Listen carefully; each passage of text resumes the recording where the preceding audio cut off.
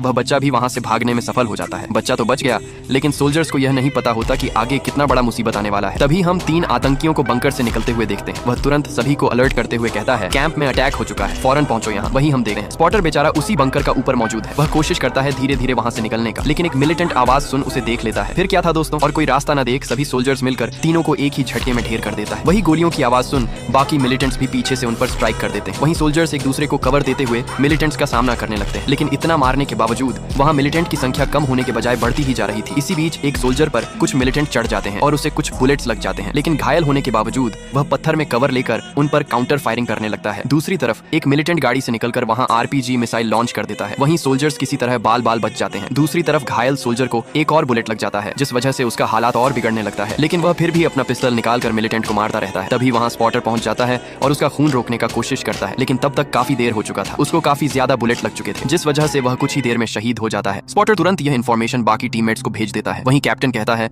तुम तुरंत निकलो वहाँ से, अकेले मत रहो। दूसरी तरफ आतंकी लगातार उन पर आरपीजी मिसाइल बरसाता ही रहता है। कैंप से भी मिलिटेंट लगातार फायरिंग करता ही रहता है, लेकिन कैप्टन और स्नाइपर किसी तरह उन्हें डाउन करता जाता है, लेकिन आतंकी कम होने का नाम ही नहीं लेता। वहीं स्पॉटर तुरंत सिचुएशन को मेजर रसेल तक भेज देता है। सूचना मिलते ही मेजर उनके बैकअप के लिए वहाँ एक मिसाइल लॉन्च कर देता है। दूसरी तरफ आतंकी एक और आरपीजी छोड़ देता है, जिस वजह से इस बार कैप्टन और स्नाइपर बुरी तरह घायल हो चुका था। यह सब देख स्पॉटर वहाँ से भागने लगता है, लेकिन पीछे से एक और मिलिटेंट उस पर भयानक लेवल का मशीन गन चलाने लगता है। तभी उस पर भी एक आरपीजी लॉन्च कर दिया जाता है, जिस वजह से वह पहाड़ से फिसलकर सीधा नीचे गिर जाता है। वह तुरंत वहाँ से निकलकर एक जंगल में छुप जाता है। वह इतना ज्यादा घबरा जाता है कि वह तुरंत बेस में इन्फॉर्मेशन भेजते हुए कहता है कि हमारा पूरा टीममेट्स खत्म हो चुका है, अब मैं बस अकेला बचा हूँ, मुझे कुछ भी समझ नहीं आ रहा है, मैं क्या करूँ। वहीं मेजर कहता है, टेंशन मत लो जूनियर, मैंने स्पॉट को क्लियर कर दिया है और तुम्हारे 100 मीटर के रडार में भी कोई नहीं दिख रहा, तो अब रास्ता क्लियर है, तुम वहाँ से निकल